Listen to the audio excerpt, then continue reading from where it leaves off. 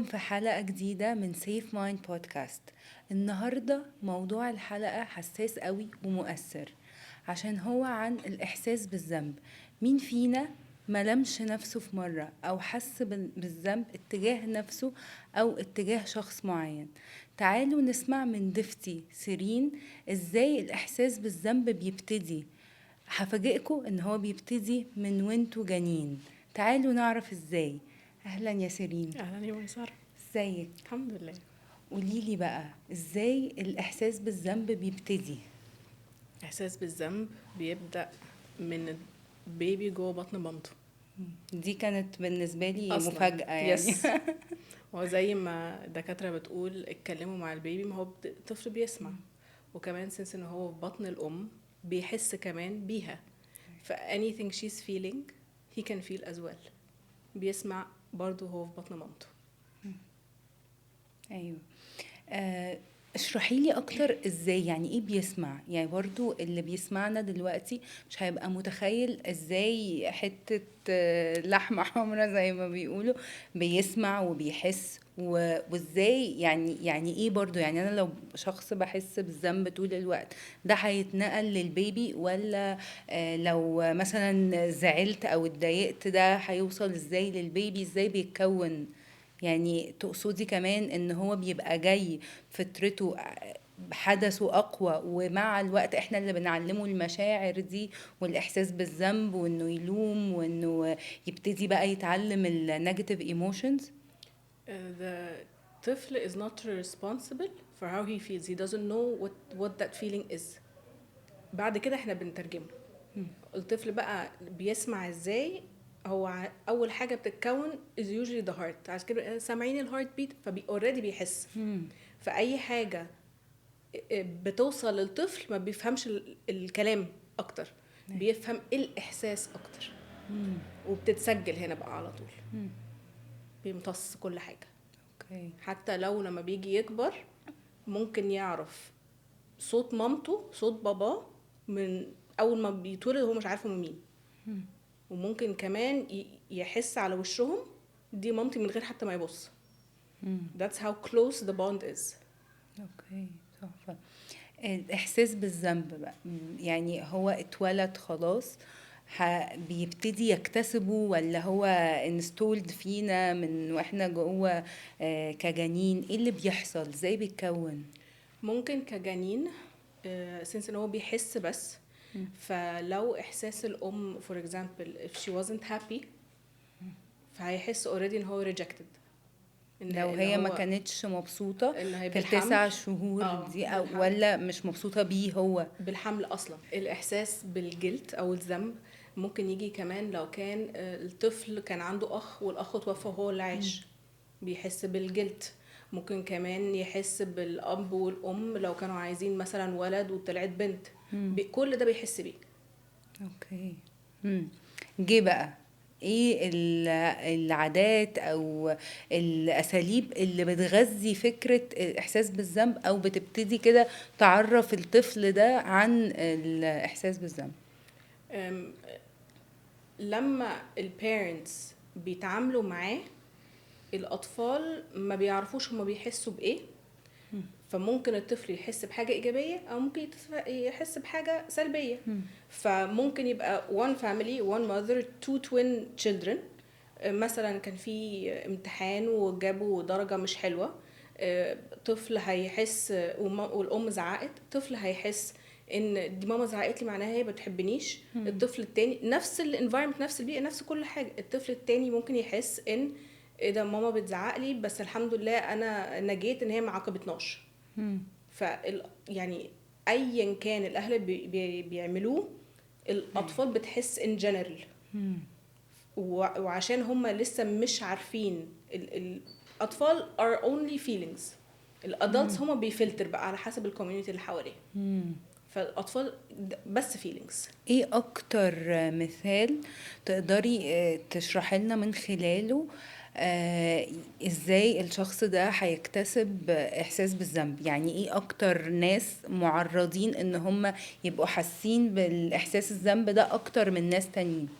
الام لما تخلف اوكي وبتساكرفايس حاجات كتيره بالنسبه لهم. الجلد بيجي من الام لما هي تكون من كتر التعب محتاجه يوم لوحدها او ساعه لوحدها، فبتحس بزمن هي بعيده عنهم او مش عارفه تديلهم. ايوه.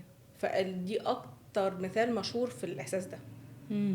يعني الامهات اكتر فئة معرضة ان هي تحس على طول ان هي طبعاً. مقصرة او طبعاً. الاحساس بالذنب.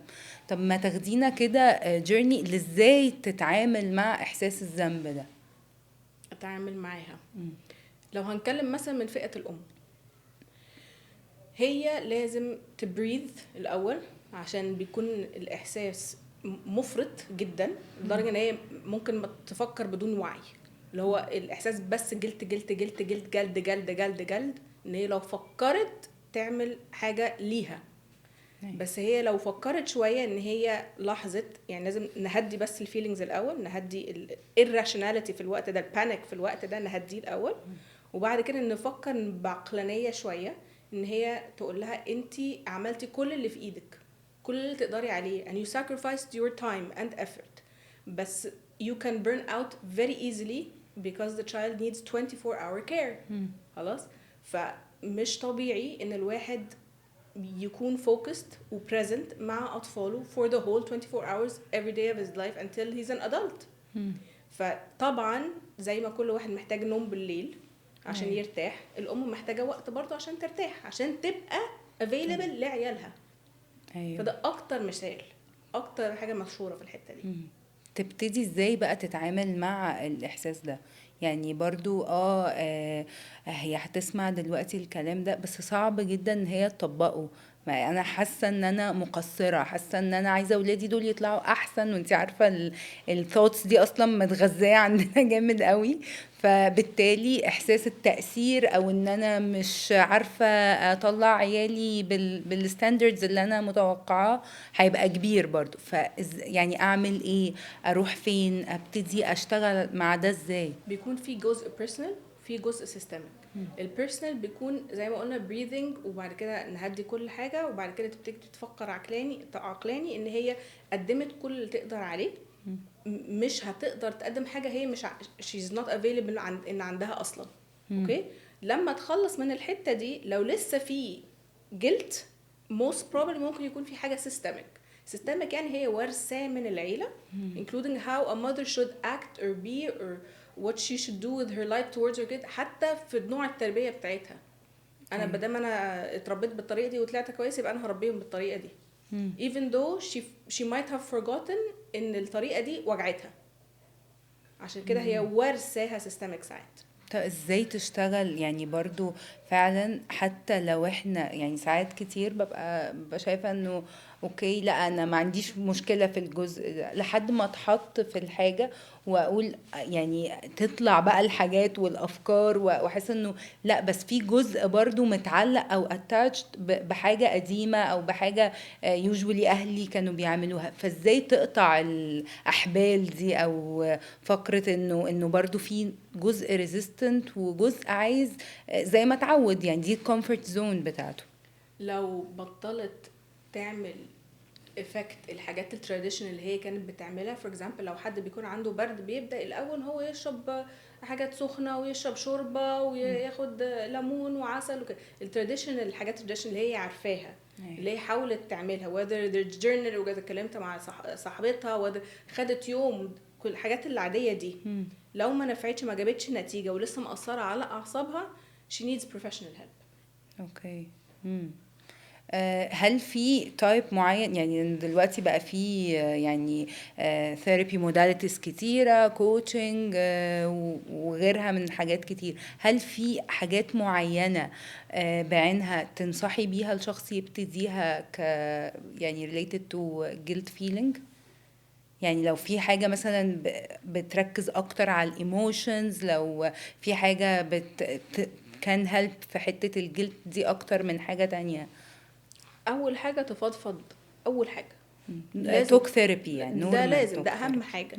لما توصل اخر الفضفضه اللي جواها هتبتدي تهدى ان هي طلعت كل الانرجي دي.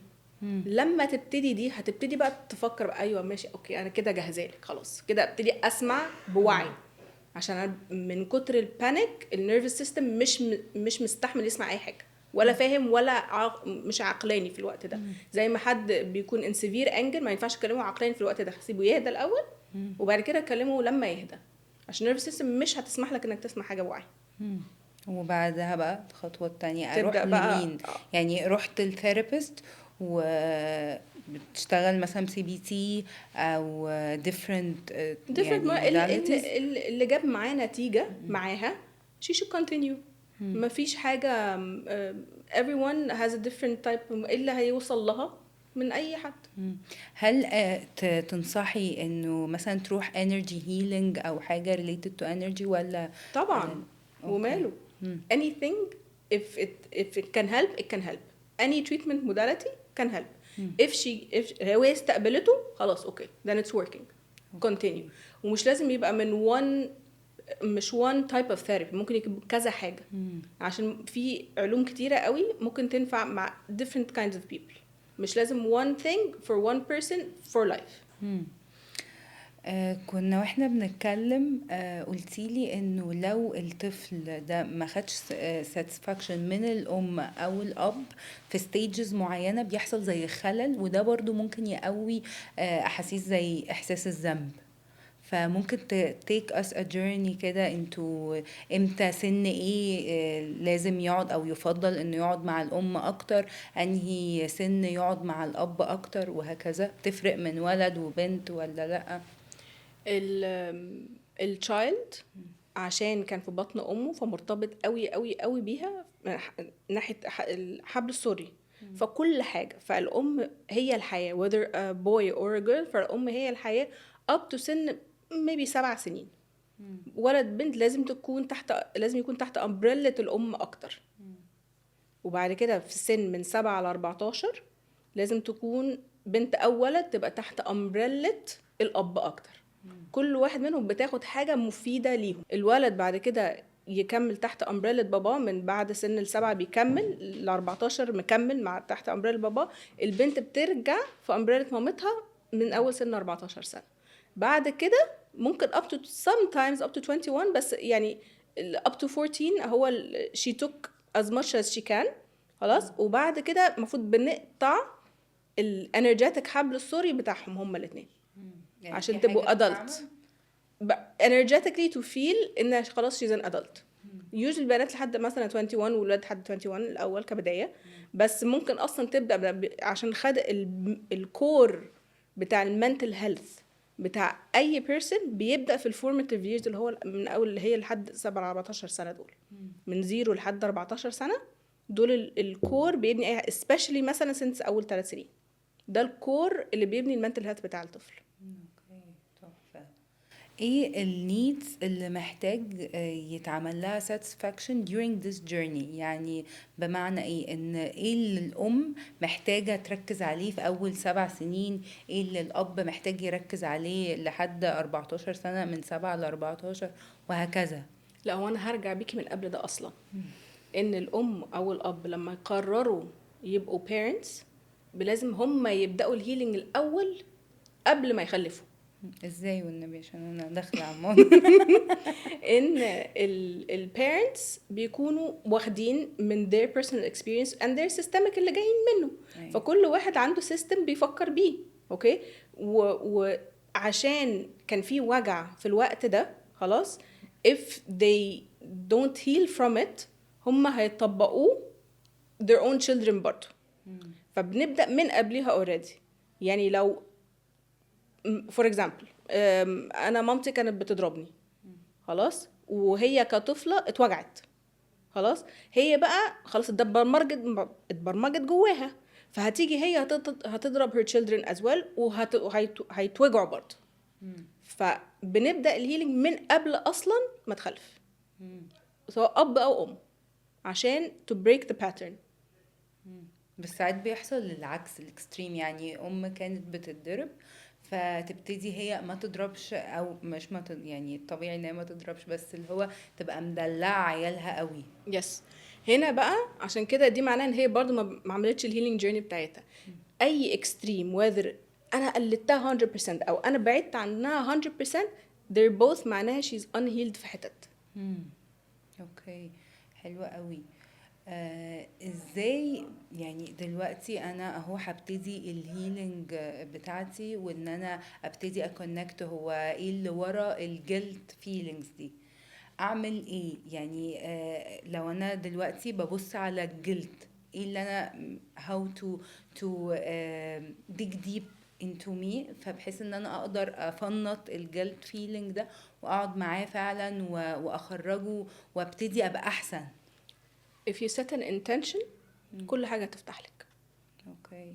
فلو انتي لاحظتي انك عندك ذنب كتير، جلد كتير، وجربتي كل الطرق النورمال and it did not work، معناها you need more work في الحتة دي.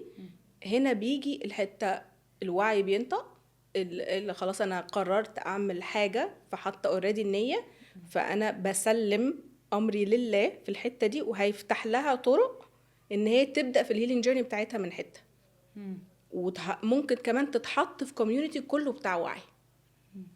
انا بدأت حتى كده، انا ما كنتش فاهمة فيه ايه، انا كنت حاسة ان اكتشفت ان انا عندي حاجة اسمها لو سيلف استيم، انا ما كنتش عارفة دي ايه اصلا. ولقيت لا انا عايزة اشتغل على الموضوع ده، حطيتها نية even حتى consciously او unconsciously، حطيتها جوايا خلاص. لقيت باب اتفتح لي، اتفرجت على الانترفيو، كلمت الكوتش اللي كان موجود، قلت له انا ممكن اخد سيشنز معاك؟ قال لي اتفضلي. ومن ساعتها بدأت، هي اتفتحت لوحدها، انا ما بتفرجش اصلا على التلفزيون. فهي لو حاطه النيه الدنيا تفتح لك. هو وجود نية فعلا. يس. يعني انت يعني ممكن حد يسمعنا يقول ايه، احط نية يعني اقول يا رب ابقى، او اللي هو انا عايزة اتخلص من احساس الذنب، انتوا بتقولوا ايه؟ بس هو حقيقي it's a magical tool. يس. يعني اللي هو بس ان انت تبقي فعلا من قلبك كده ناوية تفكي الكلكوعة دي، الدنيا بتفتح فعلا يعني. يس if you're honest قوي. ما تيجي بقى كده احكي لنا انتي تقدري تساعدي كلاينتس ازاي؟ يعني دلوقتي انا حاسه بالذنب او عندي مشكله، اجيلك امتى او لما احس بايه و... وازاي تقدري تساعديني؟ الشكوى بتاعتك هي اللي هتيجي. فلو حاسه بالجلد تعالي ونبتدي نفتح ونتكلم عن الموضوع. اسالك بدأ منين، ممكن تكون بوعي عارفه بدأ منين، او ممكن بدون وعي، most probably هتبقى بدون وعي. ف through the session هيبان بالظبط الايشو وبدأت فين. وبعد كده ممكن بقى بطرق علاجية كتيرة ممكن نساعدها ان هي تبطل الاحساس ده ما تحكي او لنا كده، مانج. احكي لي كده شويه عن اصلا هو انتي ليه ابتديتي في هذا المجال، او ايه حصل؟ هل في مشكله حصلت فقلتي لا انا عايزه ادرس ده اكتر؟ my own experiences بانت لما انا كنت حاسة ان انا smart وعارفة إجابة في المدرسة. بدأت من أيام المدرسة والجامعة، حاسة إن أنا عارفة الإجابة لما المدرس يجي يسأل وما بردش. فأنا ما كنتش عارفة ليه، فمش عارفة إيه المشكلة. I couldn't put my hand. لحد ما حد من أصحابي بيقول لي سيرين أنت عندك حاجة اسمها low self esteem. قلت له ده يعني إيه ده؟ معرفوش. فأي جوجل ديت لقيته بالظبط it matched what I felt. فالحمد لله كان عندي شوية awareness بهاو I felt. فبعد كده لما حطيت النية to work on this الدنيا فتحت. ودرستي ايه بقى؟ درست بقى لايف كوتشنج، درست هيلينج، درست حاجة اسمها NLP لنورو لينجويستيك بروجرامينج، درست حاجة اسمها Family and Systemic Constellations، درست ICI Certified Life Coach، درست ريكي ماستر. الله. هجيلك بقى. اتفضلي. عايزة أسألك، هو في جلد إحساس بالذنب صحي وإحساس بالذنب مش صحي؟ يعني برضو خليني أقولك إنه ما أعتقدش إنه في حد في الدنيا دي كلها ما جالوش لحظة أو وقت وحس بالذنب اتجاه شيء. فامتى اعرف انه دي حاجة يعني مرة كده وهتمشي، ومرة وامتى اعرف ان دي لا مشكلة انا محتاجة اقف عندها؟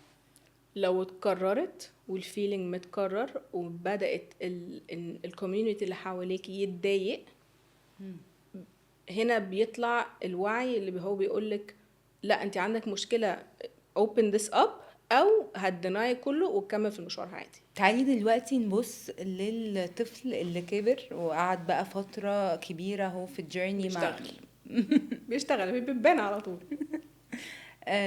قعد فترة مع مامته وباباه وحصل بقى التقلبات دي وكده وكبر.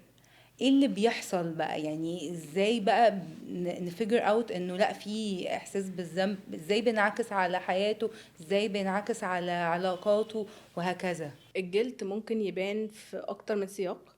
فور اكزامبل في relationship الجلد ممكن يبان ان انا بدي خلاص، واللي بيريسيف ما بيعرفش يرد، بيحس بالجلد فيقوم ماشي من العلاقة دي.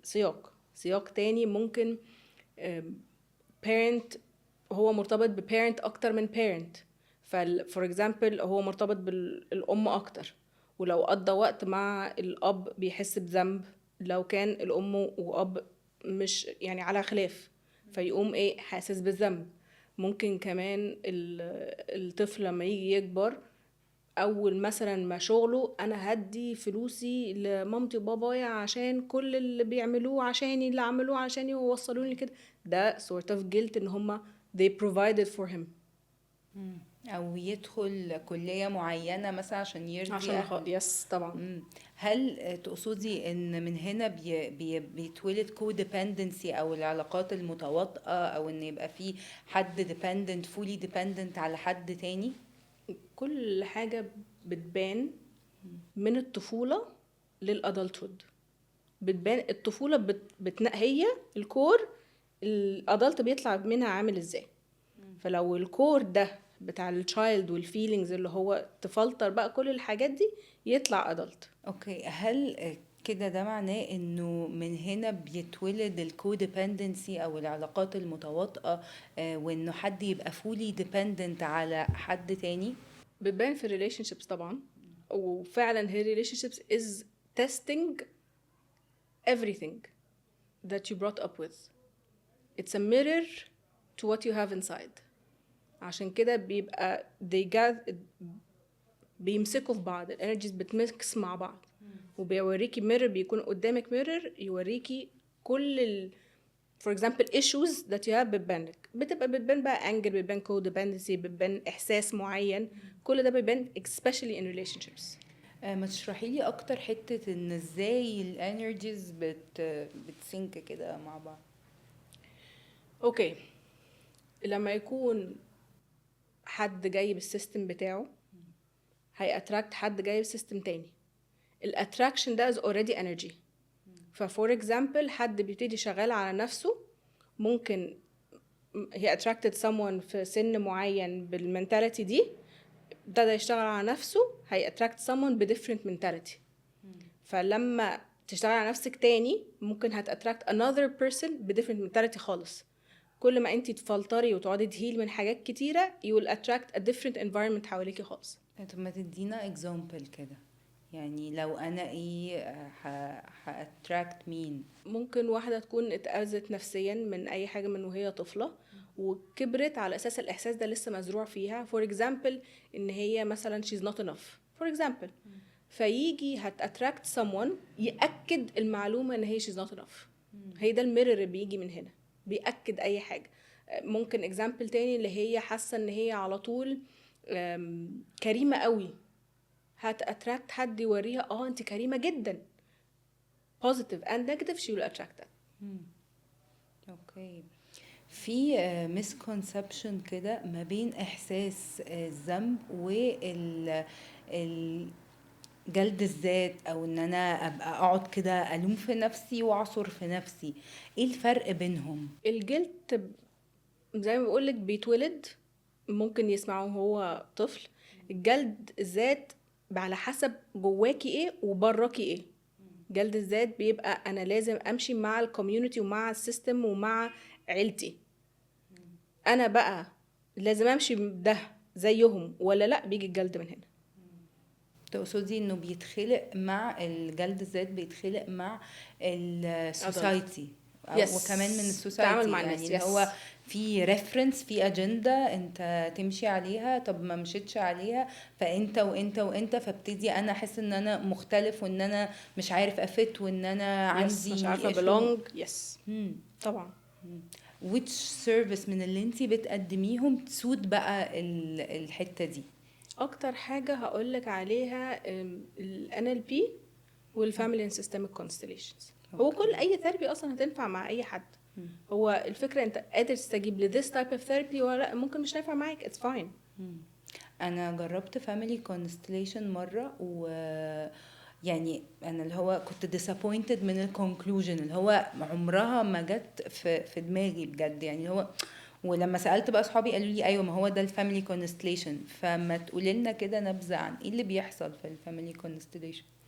family constellation ده نوع ثيرابي بيقولك اي حاجه في حياتك whether pattern معين ماشي على طول او feeling معين ماشي على طول most probably انت وارثاه من العيله. فالفاميلي constellation بيوريكي الحاجات الانكونشس اللي جواكي، وكل واحد ليه حته زي الايسبرج. مثال الايسبرج، كل واحد ليه حته هو واعي بيها، وفي حاجه في الباطن هو مش واعي بيها، especially since الحاجات اللي بتبرمج من وهو طفل. خلاص هو كبر، هو مش ممكن ما يكونش connected للتشايلد، ومش عارف ان السبكونشس كل ده اتحفر جواه. فالفاميلي كونستليشن بتبين لك الحاجه دي in a form of group او in a form of one on one او حتى even online. بتوريكي الاحساس الاكشوال، الاحساس اللي جواكي كان ايه، واعيه بيه او مش واعيه بيه. ممكن فعلا يكون عند حد وعي ويبان، وممكن حد يكون ما عندوش وعي وبيبان، لحد ما انت عايزه الجول بتاعك. واحنا هنفتح الكونستليشن ده ونشوف ايه الداينامكس ما بين كل الناس، وبعد كده هنوصلك للايه، للهدف بتاعك على حسب انتي قادره قد ايه دلوقتي تواجهي الحته دي. طيب في الجروبس ما فيش حد بيلقط energetically حاجة، مفيش حاجة بيمشي، يعني فاهمة قصدي احنا يعني؟ عندنا كده كونسبت بتقول الكونستليشن هو اللي بيناديك. لو انت اوريدي في الاريا بتاعت الوعي وكده وعارفه يعني ايه كونستليشن، او حتى ايفن مش وعي مش عارفه، لو حاطه انتنشن وانت في السياق ده، الكونستليشن هي اللي بتناديك. ولما بتناديك معناه ان في حاجه محتاج تسمعها whether you're aware of it or not. فبرضو هكرر تاني سؤال، علشان بصراحة يعني أنا كذا حد أعرفه بيبقى قلقان من حتة إنه طب ما إحنا هنعمل رول بلاي. يعني لو أنا مثلا كنت بمثل مثلا أم متوفية أو حد أصلا مش موجود، طب ما أنا ممكن آخد الانرجي بتاعت الشخص ده. yes.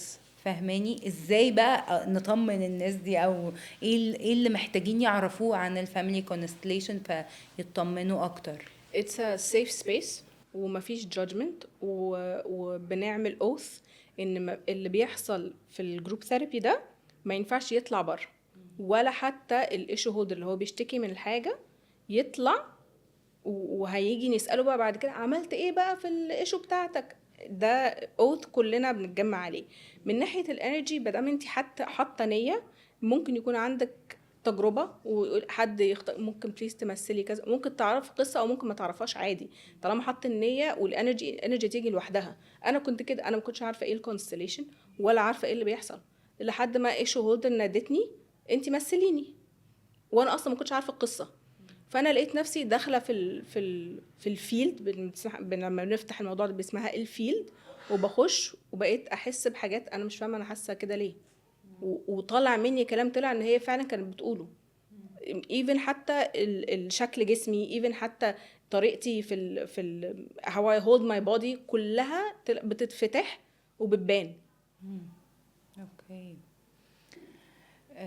وانرجيتيكلي وايز ما فيش حاجه لطشتك؟ ما حاجه هي لا طبعا، ما هم نقول كل حاجه فعلا. لا بعد ما خلصتي، يعني مثلا خلاص احنا انتوا قفلتوا السبيس وانتي ماشيه، يعني مثلا you don't get attached on the energetical level بعد ما بتخلصي، ولا لا؟ فاهمه قصدي؟ لما بنخلص الموضوع بيبقى اوريدي في حاجه فينا بدات تشفت، فانت you get affected بالانرجي. احنا بعد كده بنقفل السيركل اصلا الاول، بنقفل الفيلد الاول عشان ننظف نفسنا من اي انرجيز مش بتاعتنا. بنقول ثانك يو ده على الشجاعه الوقت ده وجهدكم في الوقت ده والانرجي اللي طلعت والهيلينج اللي حصل، شكرا. انا بقى اسمي وبحب ايه وما بحبش ايه، مثلا ارجع لوعي ان انا اسمي سيرين، اشيل بقى كل الانرجيز من عليا خلاص. وفي ناس ممكن تقولك مثلا خدي دش بميه بقى، ممكن، بس ايا كان انت لازم تطلعي انت سيرين، انت اسمك مش حد تاني ولا افكار حد تاني. لازم تنضفي الانرجي من عليكي خالص. انتي كنتي قلتي ان احنا عند سن 21 بالذات الاحسن ان احنا نقطع كل الحبال اللي بيننا وبين اهلنا. هل family constellation يعني recommend family constellation في الفترة دي لأي حد مثلا لسه attached بأهله أو كده ممكن ولا؟ طبعا it's a form of therapy طبعا، it works طبعا. مم. طب ما تيجي يعني في بداية كل حلقة كده بنحط على الانستجرام نسأل الناس لو في أسئلة. تيجي نبص على الأسئلة. أول سؤال، ليه ساعات بحس بالذنب لما أخد وقت لنفسي بعيد عن ولادي؟ ده جاوبناه. وتاني حاجة هي قصة، الولد عنده 38 سنة وبيقول ان هو حاسس انه connected بمامته قوي ونفسه يستقل بذاته، بس حاسس انه ما ينفعش يسيب مامته. وان هي كمان بعد ما يعني طلعت معاش من الشغل بقت كمان كومنتاتها كتير قوي ودايما بتحسسه بالذنب وان هو لازم يهتم بيها اكتر ويسأل عليها اكتر ولسه متدخلة حتى في لبسه في شغله في كل قرارات حياته. فعايز رد يعمل ايه؟ ده مالتي فاكتوريال، ديك اكتر من حاجه. 38 ولسه متعلق بمامته، ده unhealthy blind love. ده اول حاجه. تاني حاجه لسه بتتدخل في حاجته وكده، يبقى لسه الكورد موجود ومحتاج يفصل خالص. تالت حاجه ما خدش تحت امبريلا الاب كفايه. الاب بيخليه ماتيور وادلت وريسبونسبل وبروفايدر، فده عشان كده الوقت اللي هو من 7 ل 14 لازم يقعد في امبريلا الاب شويه.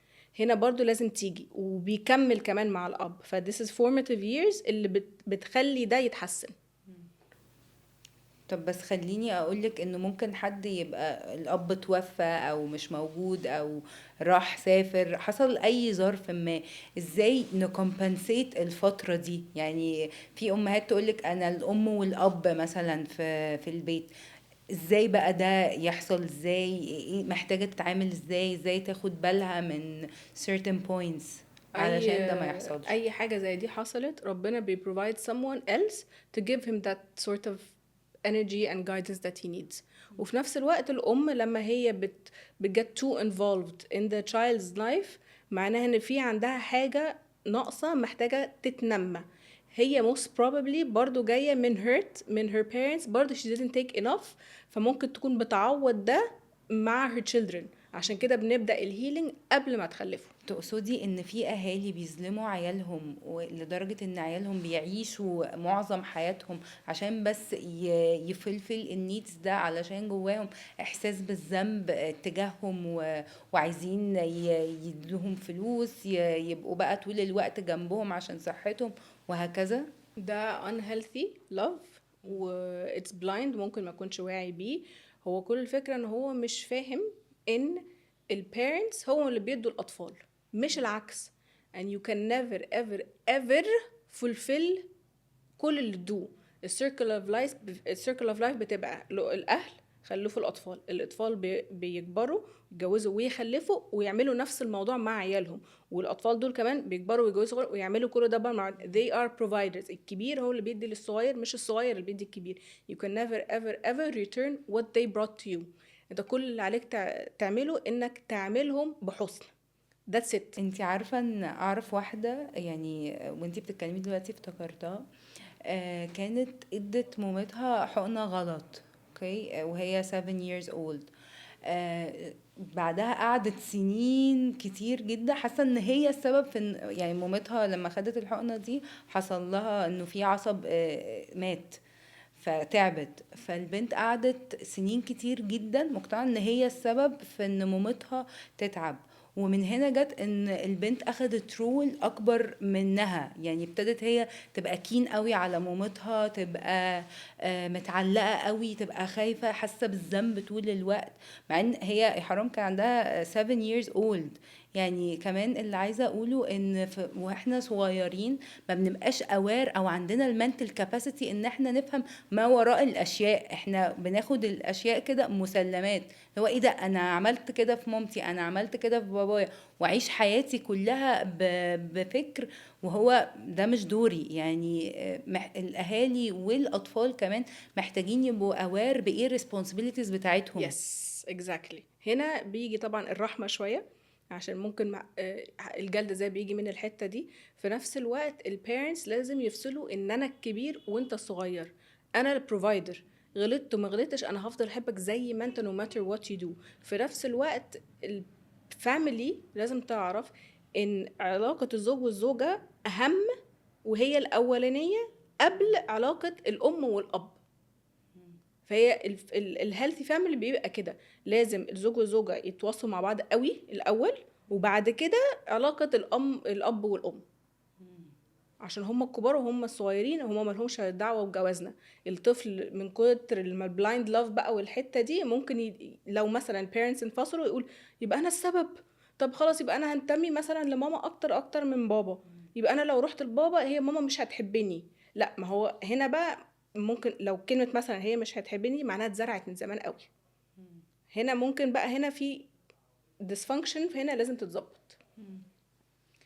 ممكن كمان اصلا من كتر البلايند لاف وده يبقى انا همشي نفس ماما، انا همشي نفس طريق بابا. مثلا الام قررت اخدت قرار ان هي مثلا ما تشتغلش، فالبنت تيجي تكبر او الولد يجي يكبر ويحاول الشغل واثنين وثلاثة وما نفعش. لو جينا نفتح الموضوع الانكونشس شويه نلاقي ان هو اتاتش لمامته، انا لازم عشان انتمي لماما لازم اعمل زي ما هي عملت. برضو this is unhealthy. ايوه، وكمان ممكن يتزرع بقى، يعني يعيش مثلا رافض باباه او رافض مامته او كاره حاجة او بيأكت upon حاجة out of hate، بس علشان هو متسيستم او programmed على حاجة تانية خالص. لويالتي كده. طبعا هنا معناها ممكن الولد مش في مكانه الصح، معناها ان هو واخد دور مش دوره، فبيبقى فيه judgments على طرف منهم، والجادجمنتس دي بتوقف لك حاجات في حياتك، اسمها جراندايزنج، بتوقف لك حاجات في حاجات. فالحته دي بيقول لك معناها ان اوريدي عندك unhealthy attachment للناحيه التانية، بيبان قوي في الحته دي. شكرا جدا جدا جدا يا سيرين، نعم عليك. بجد يعني التوبيك ده بالنسبة لي فعلا، يعني طول الوقت بسأل نفسي هو ليه، هل في ناس مش بتحس بالذنب، هل في طريقة للتعامل مع الإحساس بالذنب؟ ففعلا يعني الأفكار اللي احنا ناقشناها دلوقتي دي فتحت لي لومات كتير قوي، ويا رب تكون فادت الناس اللي بيتفرجوا على الحلقة. وحابة أسمع الكومنتات بتاعتكم والقصص بتاعتكم اللي ليها علاقة بالإحساس بالذنب، واستنونا في حلقة جديدة.